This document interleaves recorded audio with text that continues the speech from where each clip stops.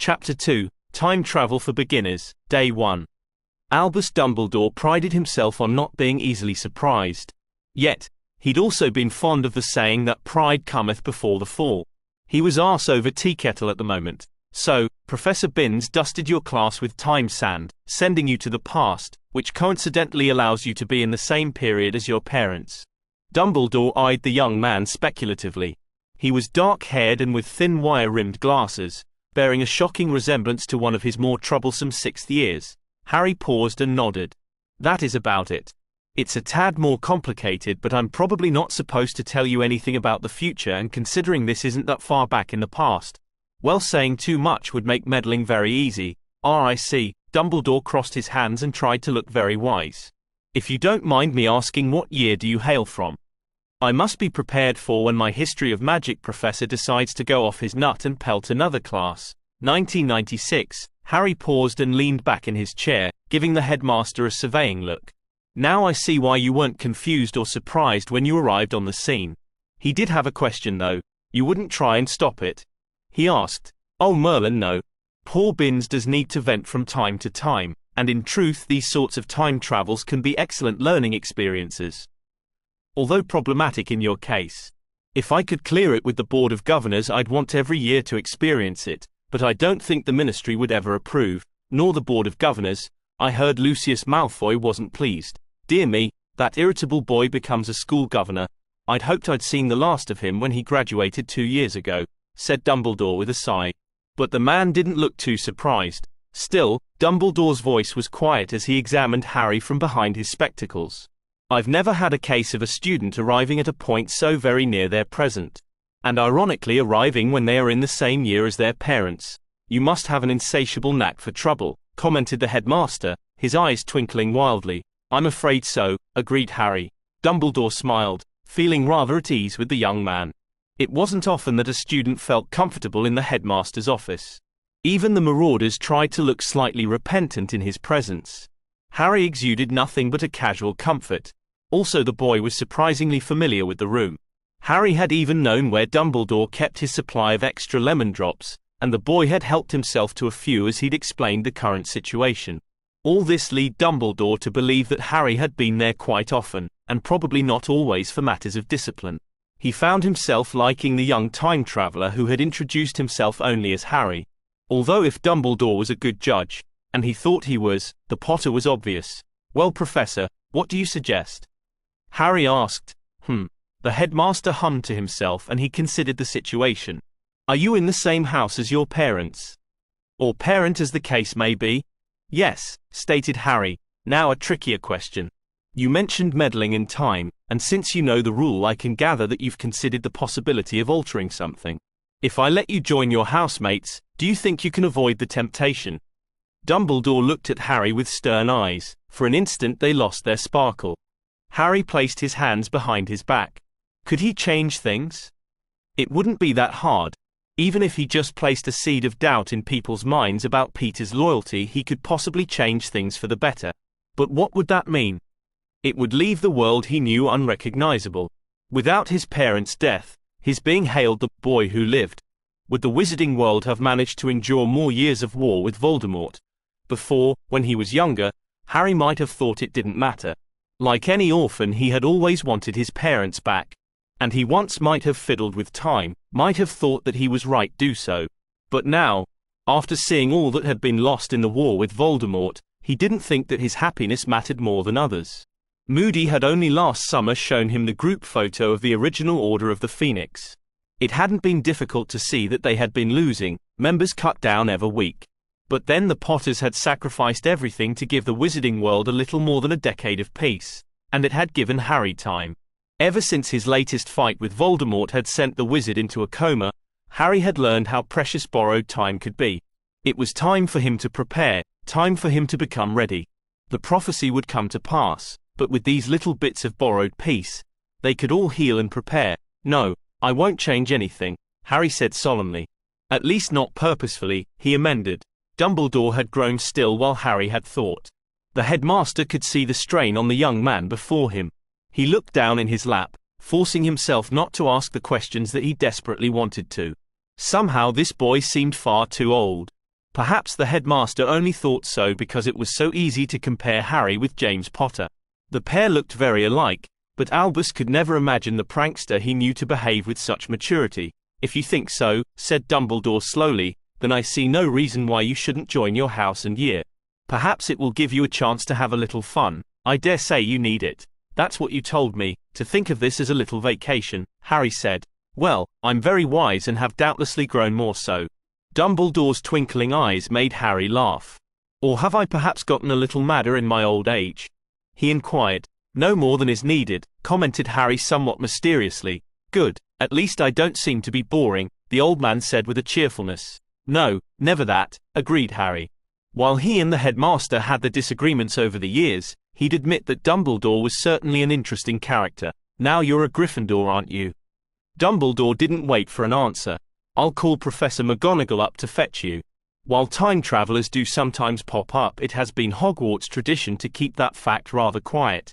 "I'll introduce you as a transfer student who is arriving a little late. Thankfully you've only missed the first day, so it likely won't cause much stir at all. Time sand is a little tricky, so you have no idea how long you'll be here. We'll just come up with a good explanation when you disappear again. Perhaps a little forgetfulness spell to smooth any disruption. In the meantime, act naturally and don't purposefully meddle with time. So just not purposefully." Harry was still a little nervous about how this charade would occur. "Time travel has been studied, my boy. As long as you don't run around telling people about the future, well, things tend to take care of themselves. I even read a paper once which stated that all time travelers were meant to travel, and hence if they didn't travel, history would not be as we know it. So I shan't tell you to be too careful. If you were meant to do something, then you've already done it." Dumbledore leaned back in his chair after this comment. Harry raised his eyebrows. "If you say so," he allowed dismissively. "That's the spirit. Don't worry about things so much. Enjoy your lessons, and consider how wonderful it will be knowing your grades don't matter." He paused and lifted a hand to stroke his long beard. "That's hardly a thing for a headmaster to say," considered Albus pensively. A knock sounded on the door behind Harry. "Oh, and Harry, to keep things simple, I'd suggest sticking to your real history as much as possible. You should be able to keep that straight for a few weeks. And if in doubt, quality education can also be found at Spellix Academy. It's a smaller school, which doesn't really exist, although a few visitors to Hogwarts have claimed to go there." Dumbledore winked. "Come in," he said loudly. Harry nodded at the headmaster as a brunette witch entered the room. She was tall and thin with a slightly harsh jawline. Her eyes were neatly wrinkled already. And while her hair was just becoming streaked with silver, Harry knew it would become even more so in a few decades. Minerva McGonagall stood before Harry looking not much different than she would almost 20 years in the future. "Ah yes, Minerva, this is Harry Tempus. He's a recent transfer from Spellix Academy and already sorted into Gryffindor. Perhaps you could see if the sixth-year prefects would lend a hand showing him around." Harry nodded amicably at his introduction. Trust Dumbledore to choose a last name that practically screamed time traveler. Still, McGonagall seemed to pay it no mind. "Yes, headmaster," she said politely before leading him out. The two exited the revolving spiral staircase in silence, but once exiting into the corridor, McGonagall spoke without looking in Harry's direction. "It's lucky you've only missed the first day, Mr. Tempus," she said primly. "I trust it wasn't possible for you to have arrived at the same time as the other students." The Transfiguration Professor continued to cut a steady line through the halls as she spoke.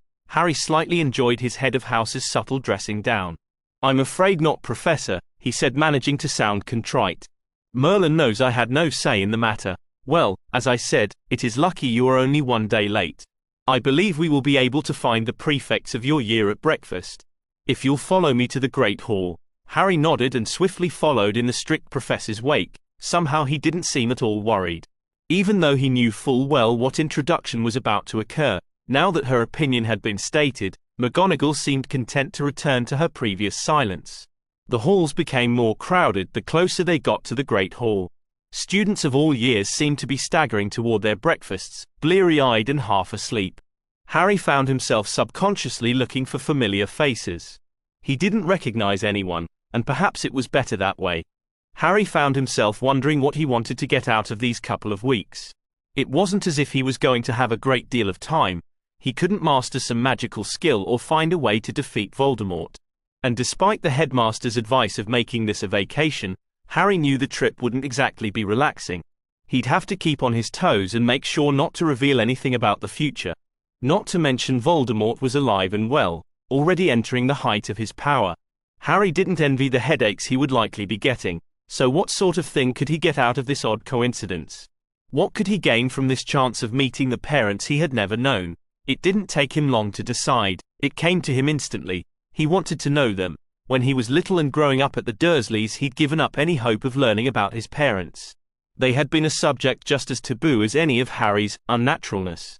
But, for the last few years he'd slowly been gaining more facts about them. But it had all been information second-hand, from his father's friends. The only first-hand knowledge was, disturbingly enough, from the horrors the Dementors revealed. For once he wanted to know something, to know one thing about his parents that no one had to tell him. He knew it would be futile to imagine he could become best friends. He would only be allowed a week or two with them. But to sit and have a conversation with them, to actually know something about them that he knew was real. Everyone wanted to tell him his parents were wonders, his father a hero, his mother an angel. That was all well and good, but he wanted to know the truth. They had been people once. He'd make the most of this time, even if he only learned one new thing. Padfoot was still trying to figure out if Prongs was playing some sort of prank on him. Inter-marauder pranking wasn't unusual. It was never very nasty, not like the stuff they set on the Slytherins, but it usually was funny. And Sirius couldn't for the life of him discover the humor in whatever joke Prongs had decided to play. It had started off a normal day. Or relatively at least. Normal was a shifting thing when you friends were pranksters. Sirius had missed dinner the night before, and certain difficulties hadn't made it impossible for him to visit the kitchen, hence he'd awoken this morning more hungry than usual. Other events had conspired so that Sirius had headed down to the Great Hall alone. Peter seemed dead to the world and refused to wake up. Remus had been dragged in to settle some third-year quarrel. James was being his usual self and was spending time trying to make his hair stand up in some appealing way. It had long become a losing battle, but try telling the Quidditch star that. Sirius had simply been too hungry to wait. Still, he wasn't antisocial. He'd been chatting up a few girls when suddenly, he'd swear on his title as a marauder, James had appeared at the table. He literally meant appeared. He'd even complimented his best mate on a well-played prank, only to have James act as if someone had hit him in the gut. He'd stated quite clearly, in an un-Jamesy way, that he needed to see Dumbledore. Then, not 5 minutes ago, James had waltzed into the Great Hall and was acting as if he had never been there to begin with. It must be a joke, but Sirius didn't understand how it was funny. So, Sirius continued staring at James with a thoughtful glance, staring quite attentively in fact, until Remus, free of his prefect duties, had seen fit to comment on it. Padfoot, something wrong with the food?" he asked by way of starting a conversation. Sirius spared one glance at Remus, shook his head in the negative before promptly staring at James again. He did shovel a spoon of eggs into his mouth without losing eye contact. "James, do you have any clue why Padfoot is so enamored with you this morning?" the werewolf asked. James shrugged as he chewed on a piece of toast. "Don't really know. He was acting all wonky, asking how I apparated in Hogwarts and then why I dashed off. I told him I used the door like anyone else, but he still seems to think I apparated into breakfast." James yawned after the explanation. It was too early. He was too tired to wonder what new weirdness his best mate had conjured. Remus shook his head. "You can't apparate into Hogwarts," he decreed. "I know," grunted Sirius. "That's why I want to know how he did it." After a short pause, Padfoot asked, "You aren't having me on? You really didn't apparate in here and run off to Dumbledore?" James shook his head. "Course not. If I figured something like that out, I'd tell you." James grinned at his friend before reaching out for a glass of juice. His eyes flickered off for a moment as he watched a red-haired witch take a drink from her own drink. "Well, Merlin, James I could have sworn I saw you. I must have been delusional with hunger."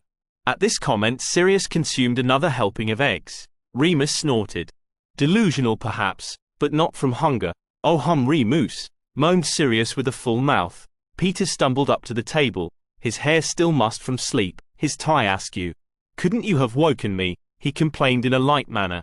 "Tried," James said, shrugging before helping himself to another piece of bacon. "You told us to leave you alone." Peter sat down with a confused expression. "I did?" He easily let the matter drop and settled down at his own place. Peter reached for the stack of toast and some marmalade. He pushed down his fair hair, trying to see his reflection in a silver pitcher, now that all the marauders were gathered around the table, the four closed ranks as it were. Sirius turned, easily ignoring the girls he had been talking to earlier. All four followed a similar movement, turning inward, forming a solid group. Perhaps they had become friends out of necessity, being the only Gryffindor boys in their year. But through whatever way, they were very close. They knew each other's secrets and sore spots. All in all, they were closer than brothers. Which was perhaps why they were such effective pranksters. No one would ever betray their little group, and thusly no teacher ever had the slightest bit of proof. Not that such a little thing as the burden of proof stopped their professors from dishing out punishment. And speaking of pranks, so, how'd it go? Peter asked, glancing in Sirius's direction. He spoke softly, but the other boys shushed him just the same. It was etiquette not to mention pranking in the Great Hall, not within easy hearing range of the professors. Still, Sirius was rather proud of this little trick and glanced up at the staff table casually. McGonagall, by far the professor hardest on the four boys, was not in her customary spot. He turned to Peter with a grin and winked.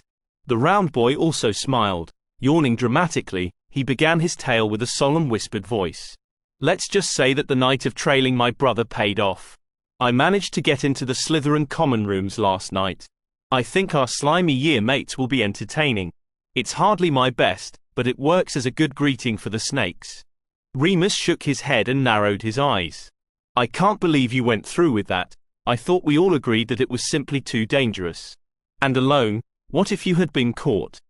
The young werewolf tried to preach logic to his friend, but Sirius shrugged and looked annoyed. James looked toward the Slytherin table. At the moment none of the male sixth-year Slytherins were there. It was still a little early, but it was strange that none of them had made an appearance yet. Sirius, however, was still intent on Remus. Well, Peter was the only one who was willing to help, and he's not the most quiet bloke, so I had him wait up in the common room for me. He at least had the true marauder spirit. Peter seemed quite proud of this and faced the other two with his chin pointed upward, a slushy smile on his face. It's not that we weren't interested in pranking the Slytherin house, appeased James. Of the four, Remus and Sirius were the most polar opposite. It was times like these that Remus's caution and reason ran odds with Sirius's recklessness and desire for fun. Still, James knew full well that after this previous summer Sirius felt a strong desire to strike back at Slytherins, so he spoke softly and tried not to let his eyes show. You know they'll assume it was us, James stated simply. Isn't it a little early in the year to annoy 1/4 of the school? But they're just the Slytherins, no one else likes them, argued Sirius. James didn't know how to argue that. Look, just Remus is right. It wasn't safe. You know most of the top years are probably already aligned with you-know-who. You might not have made it out. I can handle myself, argued Sirius. I highly doubt that Mr. Black, unless the summer has wrought some impressive changes, spoke a new voice from above. Professor McGonagall loomed down on them like the figure of death. All four boys had the sinking suspicion that the firm Transfiguration professor had heard all of their previous conversation. Peter was the first to recover. Good morning, Professor, he squeaked in a somewhat nervous tone. Good morning, Mr. Pettigrew, she responded. But she didn't look in his direction. Her eyes narrowed in on another member of the group. Mr. Lupin, could I speak to you for a moment? Mr. She looked at her elbow only to see no one there. She looked over her shoulder at a boy who had stopped a few paces behind. Mr. Tempus, she called sharply. The marauders all turned to follow her eyeline and spotted a stranger, although for a stranger he looked oddly familiar. 3 faces quickly turned to stare at an equally confused James Potter. If James didn't know any better, his twin had just entered the Great Hall. It was clear that his friends agreed. The boy had the same short black hair, sticking up in the back, and just as untamable, the same solid jaw and glasses. His frame was perhaps a little more wiry than their friend, but the similarities were disarming. The boy also seemed to share another Prongsy trait. He had fallen a few steps behind Professor McGonagall and was eyeing a pretty red-haired witch with a meaningful expression.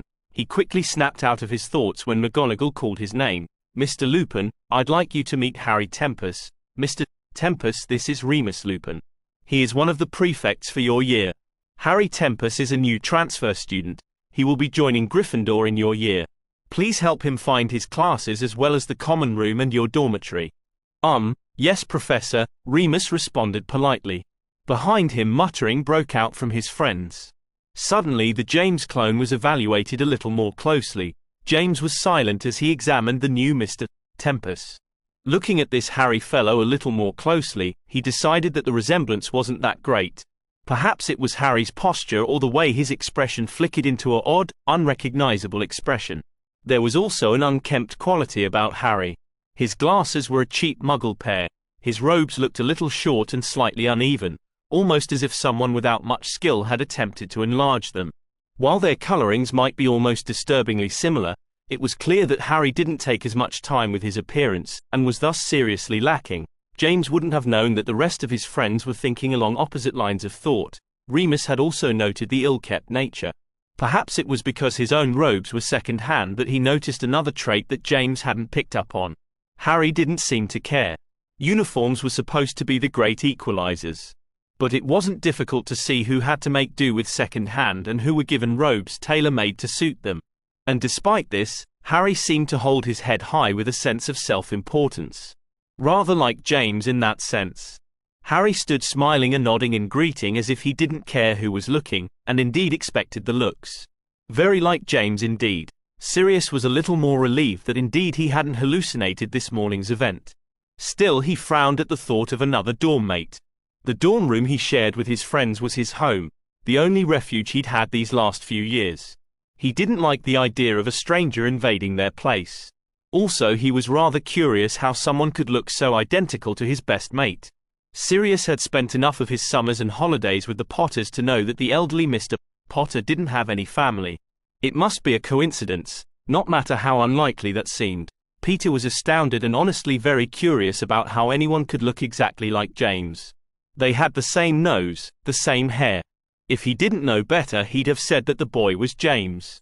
His eyes flickered to his friends and it seemed they were thinking along the same things. Except Sirius was frowning, about what Peter didn't know. Peter decided to frown too. Miss Evans, McGonagall called down the table. I hope you will also help Mr. Tempest should Mr. Lupin be occupied. Lily Evans looked up from her breakfast. At first her look was all business, until she managed to actually see the student in question. Surprise quickly became the dominant expression, her face as open as a book. Still, she recovered quickly. Of course, Professor. I'll do my best. Harry grinned at her before turning back to Remus. Professor McGonagall had already turned toward the staff table. Mind if I sit down? He asked Remus. The werewolf opened his mouth and was about to speak when another presence made itself known. Yeah, sit, Sirius stated, shrugging. He had other thoughts on his mind. So it was you, right? I mean, you were the one that appeared this morning. How did you do that? He interrogated quickly. Oh yeah, sorry about that, Harry apologized. He took a seat to Remus's right, almost directly across from Sirius. You sort of surprised me. The portkey was supposed to take me to Dumbledore's office, but somehow I ended up down here. Harry's face took on a tinge of confusion, but smiled ruefully all the same. Portkey, that explains it. Sirius paused and turned to Remus. Does that explain it? I suppose it could, but I've never heard of a portkey working in Hogwarts, Remus said pensively. It just has to have the approval of the headmaster, assured Harry. They were silent for a moment and Harry reached for a piece of toast, chewing it while the others continued to stare at him. He took in the gazes with a practiced ease, something that the werewolf noted. So, why do you look like James? Peter asked, his squeaky voice. Peter could always be counted upon to ask the obvious. Harry's eyes narrowed a bit but quashed the homicidal urge to tackle the rat. Looking at the curious four, he decided his course of action with an inner grin. Who's James? He asked with a confused tone. Ah, me, replied said marauder. Harry scrunched his eyes and tilted his head. Well, there really isn't that much of a resemblance, he answered with a shrug. Not that much. Peter said incredulously. You could be brothers. Or father and son, Harry couldn't help but think. Maybe we're distantly related, he said aloud. My godfather told me once that practically everyone in the wizarding world is somehow related to everyone else. Least the pure bloods are, he said with a shrug. Are you a pure blood? Sirius asked with some distaste for the word. Half, my dad's family was. My mum was a muggle born. But they do say I look like my dad. Harry couldn't avoid a casual glance at his father while he said this.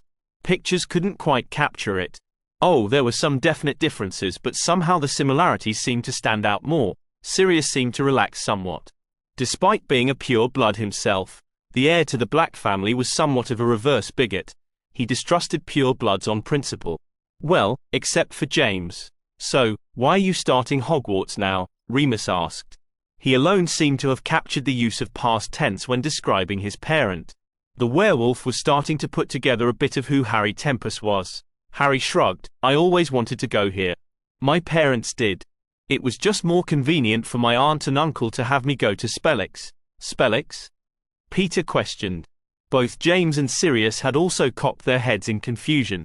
Spellix Academy, Harry nodded. It's a small school in the south. Really more of a tutoring sort of a place than a school. Trains you up for owls and newts, but like I said, it's pretty small. I only had 2 other people in my year. I think I've heard of it. James cocked his head as he tried to remember. Remus also nodded his head. He had the vaguest feeling he'd read something about it once. The werewolf shook himself. Well, perhaps he'd remember another time. This must be quite the culture shock, he said warmly. Harry, however, grinned. Welcome change, really. We didn't even have a Quidditch team. Remus and Peter seemed to groan a bit while James and Sirius dropped their mouths in shock. No Quidditch. James said, his voice surprisingly squeaky. Real tragedy, I know.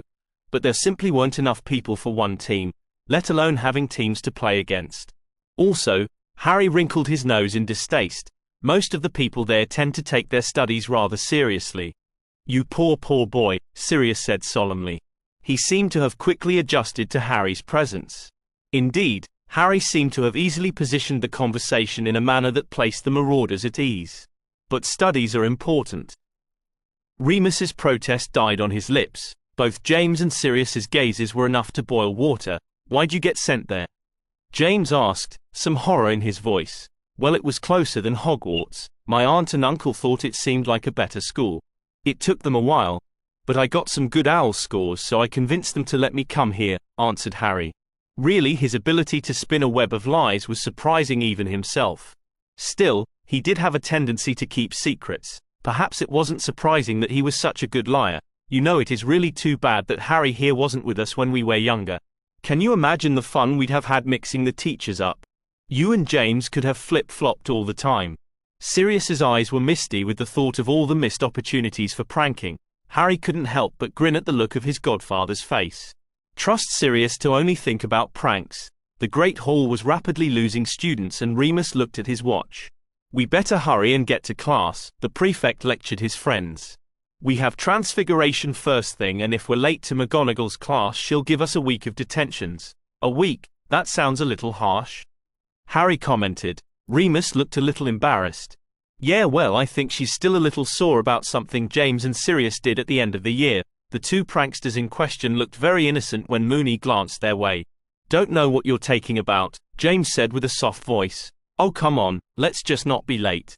Remus turned towards Harry. You are taking Transfiguration, aren't you? Yep, Harry answered with a grin. He'd been particularly proud and surprised when he'd received an outstanding in that class. Still, it was a good thing, as he needed that newt if he were to become an Auror. That's good. What other classes are you taking? Remus asked. I don't mean to pry, but if I'm showing you around. Remus grabbed Peter's robes as everyone began to leave, dragging the boy away. Peter snagged one more piece of toast and jam before following along. Potions, defense against the dark arts, care of magical creatures, charms, and herbology. Harry rattled off the list. Good, I'm taking the same classes. Well, ancient runes as well. Geek, snorted Sirius from behind them. He and James fell in to step behind Remus. They never could understand why he took his prefect duties so seriously. Still, Tempest seemed like a good bloke, if perhaps a little too studious. His class list was a little on the heavy side for a newt year class. Most students dropped down to 4 or 5 total after their owls. Trust Remus to be even worse and take 7, that's right 7, newt-level classes. But Sirius's mutter didn't seem to merit much attention. Remus ignored him out of habit. It's really very practical, he argued to Harry, particularly if you ever want to work towards spell construction, or even learning more complicated spells. Remus continued rattling off some of the high points in learning ancient runes. Harry only partially listened. He vividly remembered Hermione reciting a similar list in their 3rd year.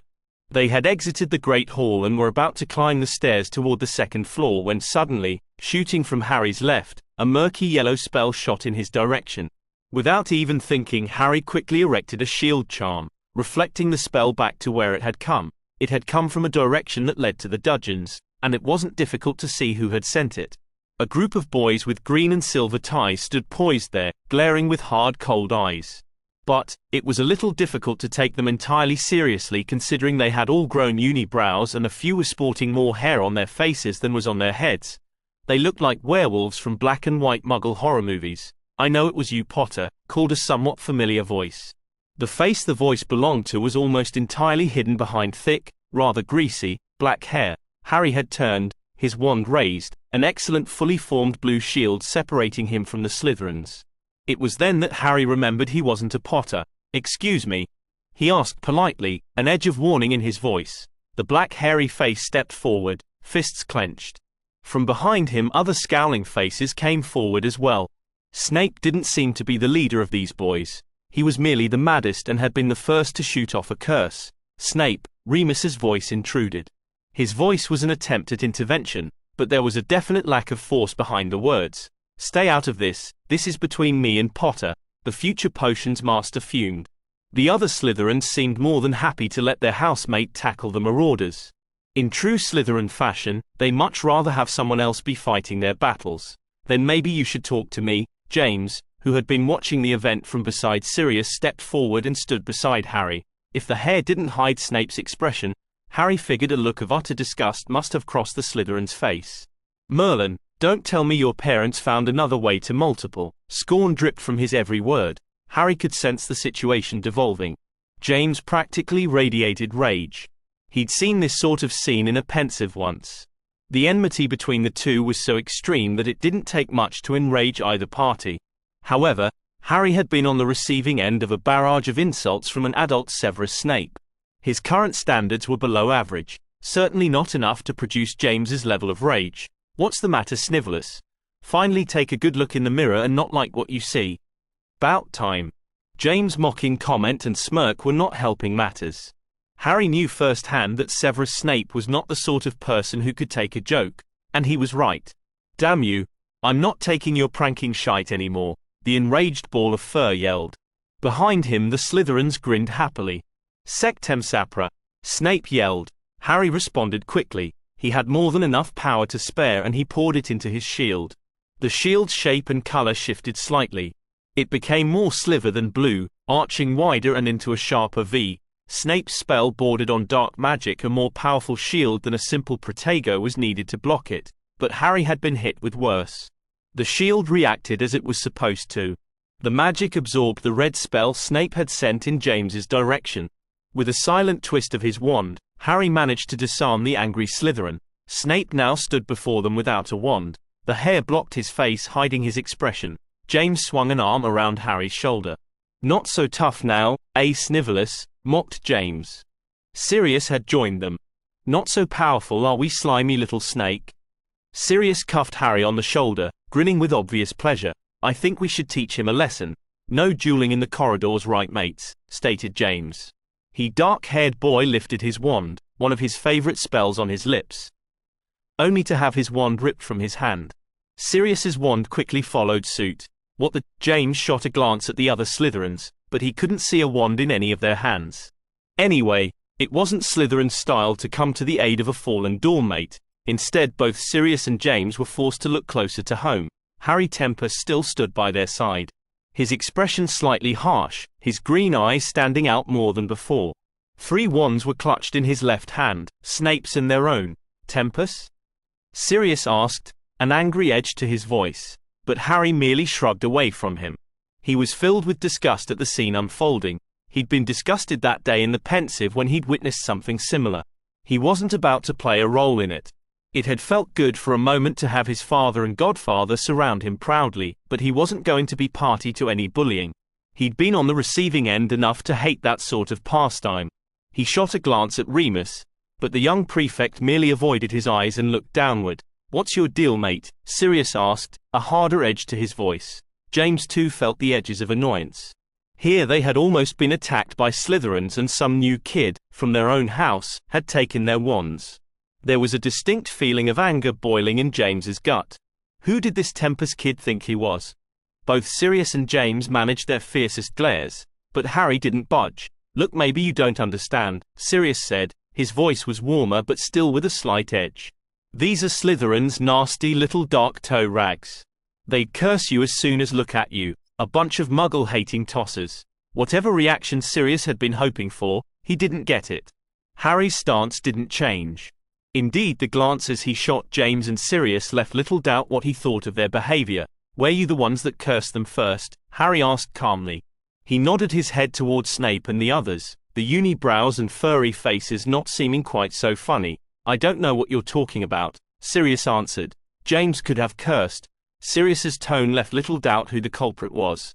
Harry paused for a moment. He looked in Snape's direction. Only the Slytherin's eyes were visible, cold and calculating. Harry didn't like the potions master, but how much of the man's future attitude was created by his current treatment? And his father? Who and what was James Potter? Harry's palm opened and he dropped the wands to the floor, allowing the wooden rods to clatter about the stone tiles. Their owners scurried to their feet, stumbling after the rolling wands. But Harry wasn't paying attention anymore. He's already turned and was climbing the stairs. Harry knew it wasn't constant vigilance to turn your back on someone who might very well wish you harm. But Harry couldn't help but hope his father and godfather weren't so bad as to curse someone from the back. Transfiguration, right? Harry said with a nod toward Remus. Oh yeah, the werewolf responded. He quickly turned to keep up with Harry. He shot a look back at his friends only to see the three, Sirius, James and Peter, still standing at the bottom of the steps. Either too stunned or mad to respond yet. The Slytherins had already left. We'll be late. Harry looked down at his watch before looking back up. Right, Remus nodded. The prefect's mouth felt dry. Many times he'd wanted to stop his friends from fighting with the Slytherins. He just didn't possess the confidence to go against the only friends he had ever had. He wondered if Harry Tempest knew what he was getting into. He turned and watched as the other boy steadily climbed the stairs, no looking back at the glares from below. Remus sighed. He knew full well he wouldn't be able to help the situation. Perhaps he could talk Lily into. He hated to shirk the burden that McGonagall had set on him, but he knew where his loyalties lay. Harry and Remus entered the classroom. Here we are, Remus said with a shrug. I'm just gonna. Remus nodded towards the door and quickly ducked away. Harry nodded knowingly. It seemed his plans to know his parents had already taken a dive. Harry quickly settled into a seat near the window and looked out tiredly. He'd only wanted to learn one thing, right? Well, he'd learned a summer certainly hadn't improved his father's behavior. Harry knew on some level that was unfair for him to expect this James Potter to be his father. This boy was 16. He'd led a pampered life and spent his time planning pranks and mooning over girls. It was a youth far removed from Harry's own. I thought Remus was supposed to show you around, a female voice said to his left. Harry turned to see Lily take a seat at his left. She settled her book bag at her feet. Harry could easily tell that she was the academic sort. Her bag seemed to burst with books. She had already begun taking out books, parchment and quills. Once her things were settled, she turned towards him with an upraised eyebrow. Oh well, I think I insulted some of his friends, Harry acknowledged. Lily leaned back in her chair. She accessed him with critical eyes.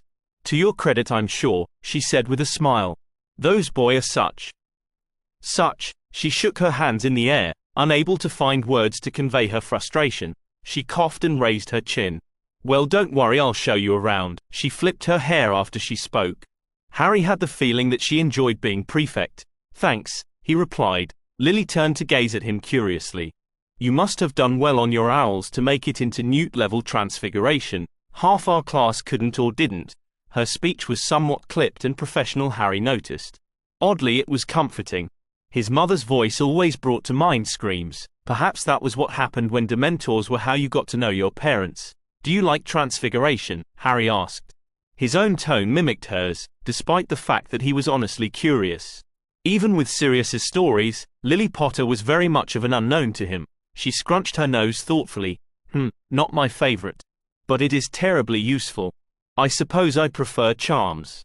Transfiguration takes one thing and turns it into another. Charms just seems to make stuff happen.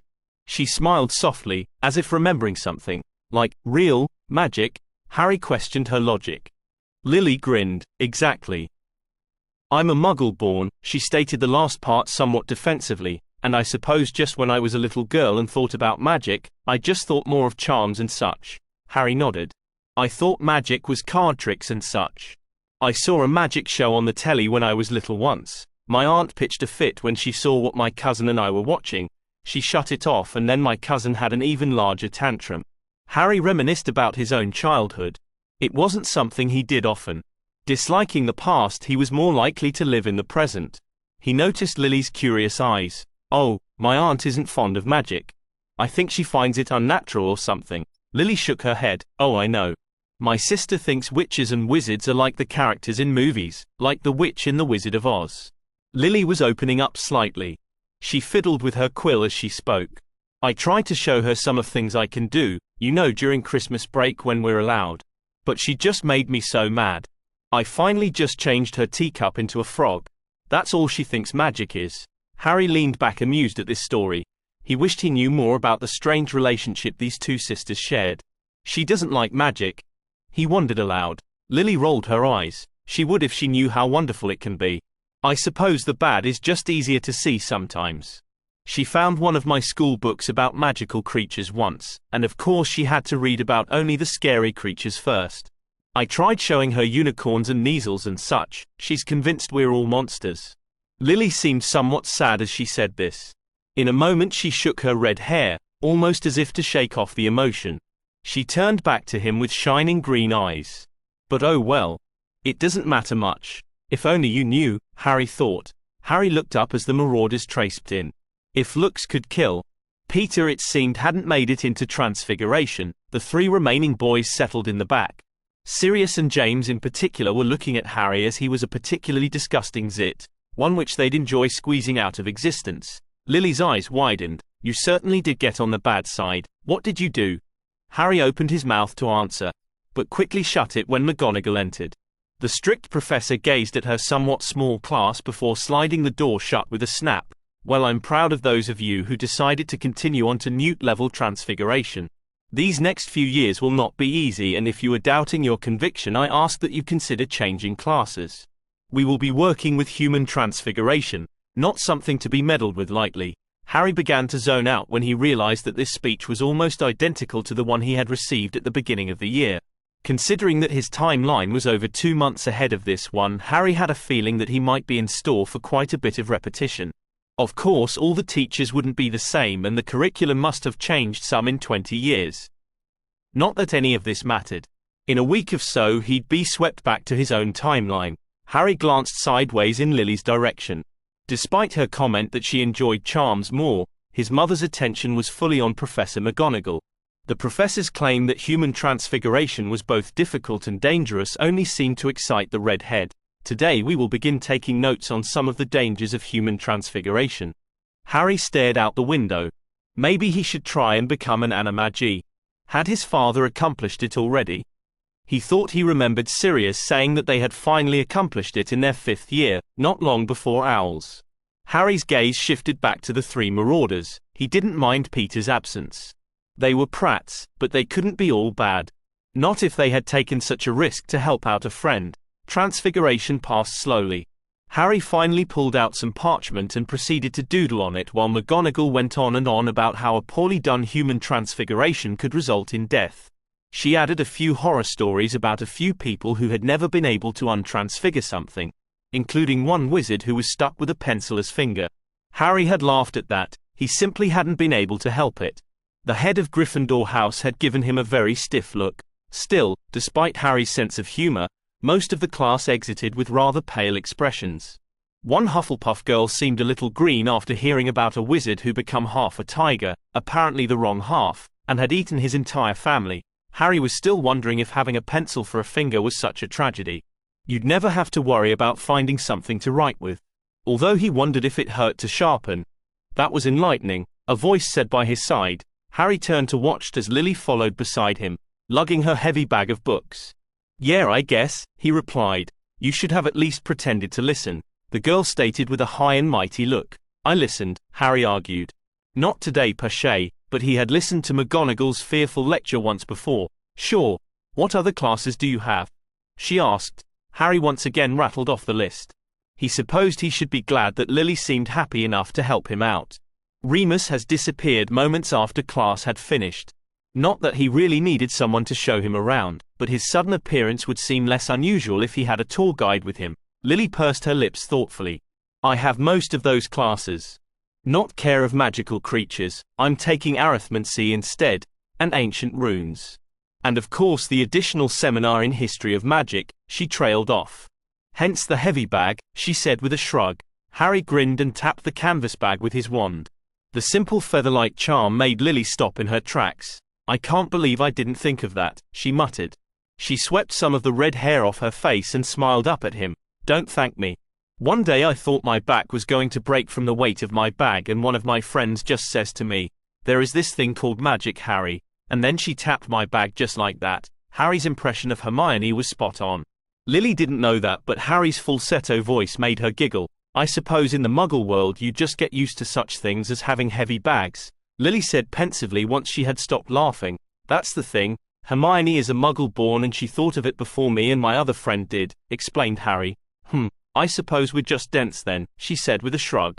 She smiled up at her eyes teasing. Harry laughed and nudged her playfully. "Speak for yourself." He lifted his chest. Lifting his hand, he made an attempt to slick his hair back like Malfoy. Lily snorted. His mother had just snorted. Harry found himself feeling more and more comfortable with the red head. His mother was somewhat like Hermione, bookish and strict about classes. But she was also somewhat silly now that she had relaxed some. She didn't seem worried about giggling foolishly in the hallway. Her thick red hair swung about and she laughed. Harry noticed that she didn't wear makeup. She was still pretty, but it wasn't a made-up glamorous sort of image. She was nice, perhaps a little opinionated. If his father had been a disappointment, his mother was a wonderful surprise. "Oh, we have herbology next," Lily commented. Harry continued to follow her. "It's a good class. Of course now we're dealing with more dangerous plants. We actually already had one class yesterday, so I suppose you'll have to ask Professor Pod about it." Harry paused and frowned, wondering where Professor Sprout was. "We have more independent work this year. Some sort of project, I think." Lily paused, trying to think of a way to explain Professor Pod. "Well, he'd a little forgetful. We were supposed to go over the syllabus in class, but we ended up discussing the plants he saw while visiting Egypt this summer." Harry grinned. "Sounds like a nice guy. He's the head of Hufflepuff." Lily replied as if that settled the matter. Perhaps it did. The two cut across the grounds.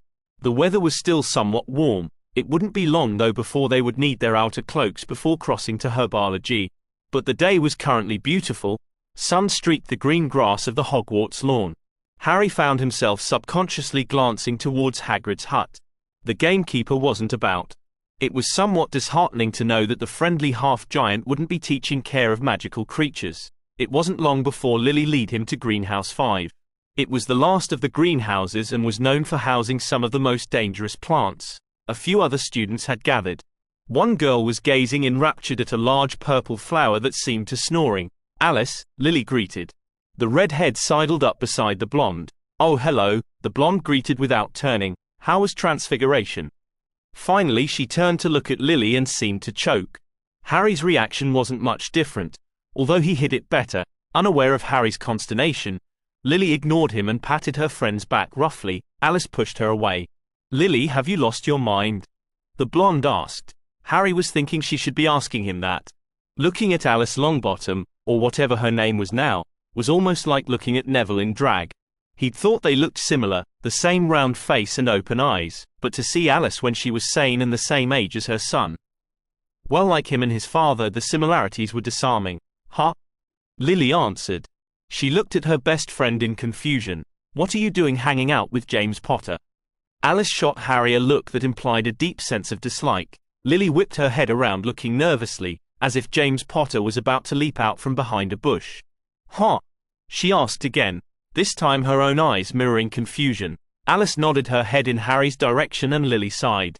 "Don't startle me like that. This isn't James. This is Harry Tempest. Although I agree they do look scarily similar." Once again Lily's eyes landed on him, Alice's as well. Both of the ladies seemed to be catalogue his appearance. Harry grinned nervously. You aren't related, are you? Alice asked. Not that I know of. Harry lied. Harry's far too nice to be related to James Potter, Lily declared, without knowing why Harry found himself colouring somewhat. Compliments made him uncomfortable, but hearing his mother's firm statement of fact somehow seemed to overpower even his well-controlled emotions. Alice shrugged. Well, it will be nice that he and Black seem to have dropped her biology. Last year they made such a mess with those flobsters, you remember? Lily grimaced. Alice smiled and turned to Harry. James Potter is usually pretty good at his studies, but seems to have trouble whenever he's paired with Lily. Alice's brown eyes, so like her son's, teased Lily warmly. Alice, Lily groaned, he doesn't like me. I'm just the only girl who has ever turned him down. I think he takes it as a challenge. Lily seemed to bemoan her fate. She dug into her bag, pulling out 1001 magical herbs and funguses, her newt text for herbology. Anyway, at least I had the good taste to turn him down. She shot a withering look at her friend. Alice cringed. I was a third year, she said. The tone of her voice implied that the excuse had been used many times. If I had to endure another week of you telling me how cute he was and how good at Quidditch, I'd have had you committed, Lily stated. Harry grinned. His dad had dated Neville's mom. Well, that was something new. I was young and impressionable, Alice stated. Once again her excuse seemed more habit than convincing. The Herbology doors opened and Remus Lupin entered. He seemed to be the only one among the marauders who had decided to continue advanced herbology. He looked around, seeming somewhat out of his depth when he wasn't surrounded by his friends. He spotted Harry and seemed to cringe. Harry knew that his future professor had always been slightly embarrassed to follow his friends, doing so more out of extreme loyalty rather than logic. Remus, Harry greeted loudly. He nodded in the prefect's direction. Seemingly against his will, Remus slowly approached the three other Gryffindors. Hello, Lily, Alice, Harry. He greeted politely. Remus, Alice said warmly. Remus glanced at Lily. She wasn't looking at him too coldly. He'd expected sub-zero temperatures considering he'd practically abandoned Harry onto her. The four stood silently watching as more students entered. No more Gryffindors but a fair few Hufflepuffs, Ravenclaws and Slytherins. Harry found he didn't have to wonder long about the house interaction. Not much had changed from his time. The 5 Slytherins in the class seemed content to only associate with themselves and the Ravenclaws. They kept a good distance from the Gryffindors. There seemed to be more Hufflepuffs and Ravenclaws in Harry's opinion. Maybe it was just the class, but either way there seemed to be an abundance of blue and yellow ties. Are there more people in the other houses? Harry asked aloud.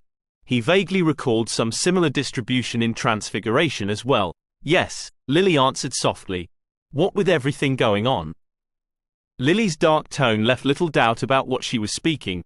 Well, in the last 8 years or so, Hufflepuff and Ravenclaw houses have had larger populations than Slytherin or Gryffindor.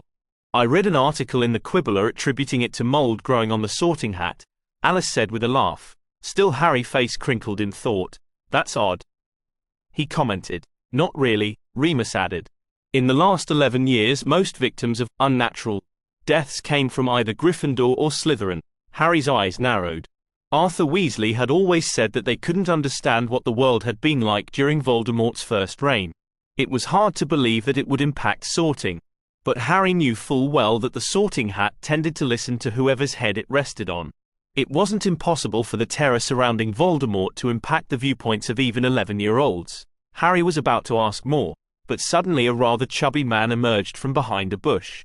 He was very tall and very fat, dressed in a green robe. It wasn't surprising that he had blended in with the flora. His hair was grey and stood up in scattered tufts. The man was looking on the ground and muttering to himself before looking upward. He smiled as if suddenly noticing the collection of students before him. Oh, hello, he greeted warmly. Time for class? The man asked. Rather than looking at his watch, he looked up at the sun. Few more minutes, I suppose, he stated. He looked among the students eagerly. His eyes landed on Harry and grinned. Excellent, excellent, he said. Professor Pod, as that was who Harry took this man to be, walked with a slight limp. It made him walk with a constant shuffle, and he shuffled toward Harry with interest. Mr. Tempus, I presume. Excellent, excellent. Professor Dumbledore mentioned you'd be joining my class. Well, I trust you'll be okay. I'm certain your fellow Gryffindors will give you a hand if you need it. Yes, Professor, Lily answered. Excellent, Lily, excellent. Do you have a green thumb, Harry? Isn't that an excellent Muggle saying? Harry found himself staring at He-Man. He was downright peculiar. He wasn't very Sprout-like. Professor, I was telling Harry that we're going to work on independent projects this year, Lily offered. Professor Pod was staring at Harry's forehead. That looks like it hurt, he muttered. Harry quickly rearranged his hair to cover the lightning bolt scar that had become visible. Professor, Lily reminded. Oh yes, individual projects. I thought I'd have you try and cultivate some rare species. I have a list from some of the herbology magazines of some of the rarer plants today. We should start a little preserve here. I thought I'd have you all pick one and work on it this year. I really must find that list. At this, Professor Pod turned to the rest of the class. Class, he called aloud.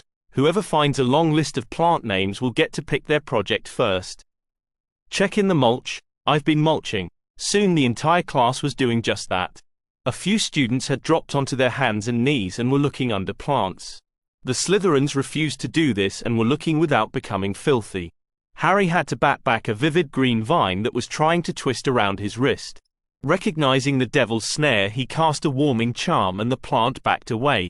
He decided to move on to another place anyway. By the end of class, no one had found the list. Although 3 students had been poisoned by a pretty pink flower, another had been partially digested by a plant that resembled a dead tree, and 2 others had accidentally disturbed baby mandrakes and were sleeping next to a pile of manure. Harry had a feeling that this was how herbology class usually went.